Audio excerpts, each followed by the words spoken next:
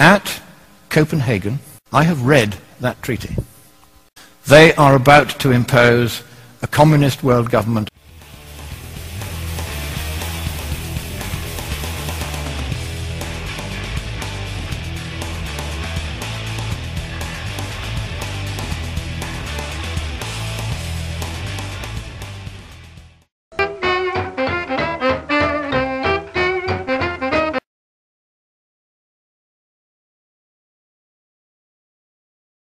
My view of Mr. Soros is that he is one of the most important people in the world today. He described to me his objective, which was to help use the resources that he had accumulated in his life to promote open society. I set up a foundation to promote open society throughout the world. I established an American branch for the Open Society. Google aspires to be an open society. George has started to work on what he sees as the role of the United States, the U.S. president. What should be America's role? How has America got to be different? I felt that I have got to get involved in America, and that's, at the time, I felt that if we could terminate President Bush's hold on the White House. Some terrible barriers, of which climate change would be the largest. My colleague Jim Hansen, who's the U.S. government's leading climate change scientist, thinks that's already the threshold. He's one of the most pessimistic, but also by far one of the most knowledgeable in the whole world, because he thinks there's a good chance that the West Antarctica ice sheet and Greenland will both break.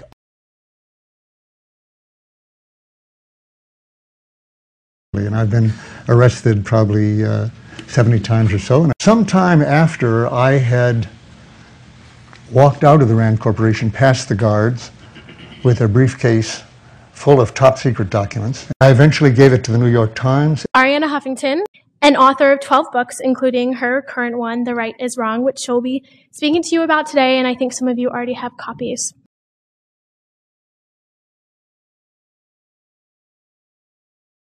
It's my pleasure to introduce Christopher Hitchens in his new book, God is Not Great.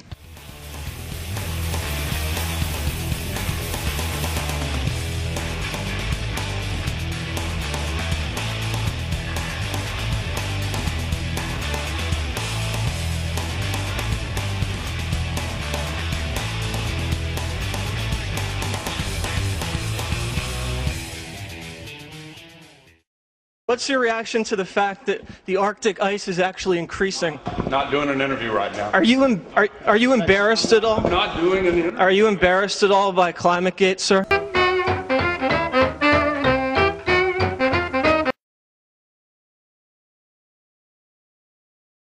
In the piece, you talk a little bit about the ways that capitalism has failed. Well, capitalism's done a great job for the people who are well off. But if we look at the disparity between the poorest and the rest of the world, that gap is growing. Why is Bill Gates he's the world's most successful capitalist in history? Why is he so down on traditional capitalism? He's not just talking about the United States, he's talking about the entire world. Bill Gates did not do what Bill Gates recommends, netting his whole life, you know, comparing what he did with what he says you should do. It might be you should follow his example and not what he says. I'm going to talk today about energy and climate. So we have to go from rapidly rising to falling and falling all the way to zero. So you've got a thing on the left, CO2, that you want to get to zero, and that's going to be based on the number of people. Now the world today has 6.8 billion people. That's headed up to about 9 billion. Now, if we do a really great job on new vaccines, healthcare, reproductive health services, we could lower that by perhaps 10 or 15%.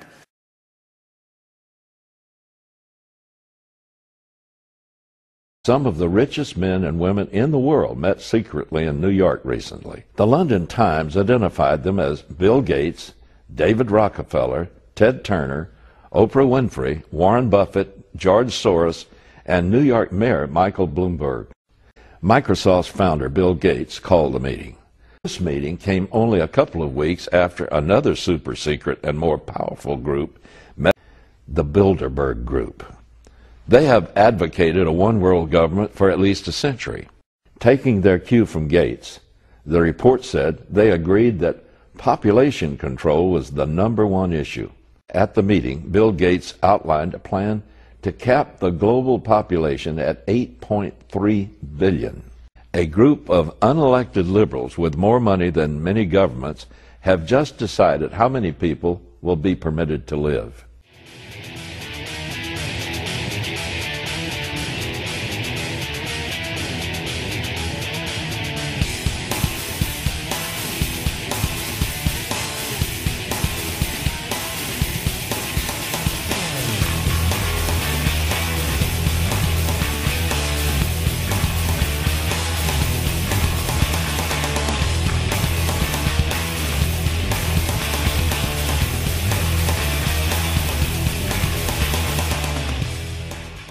The old left, you would do Marxist analysis of just about everything in history. I'm Marxist when it comes to analysis.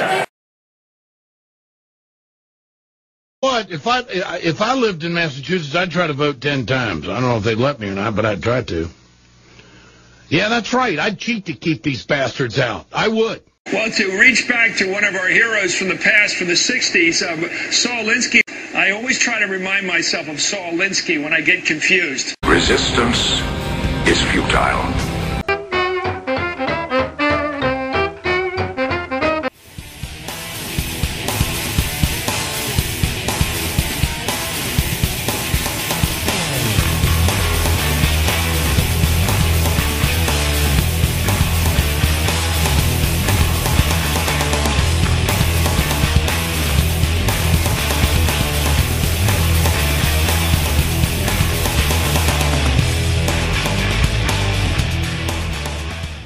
We've kept our marriage secret for over a decade now. What do you think the most important thing is for Barack Obama? Obviously, you're here to talk about the anniversary for U.S.-China diplomatic relations, but if you had to say this is going to be the country or the conflict or the place that will define the Obama administration, what would it be? Really, a new world order can be created. It's a great opportunity. President Obama and British Prime Minister Gordon today calling for a new world order. So I think you need a new world order that China has to be part.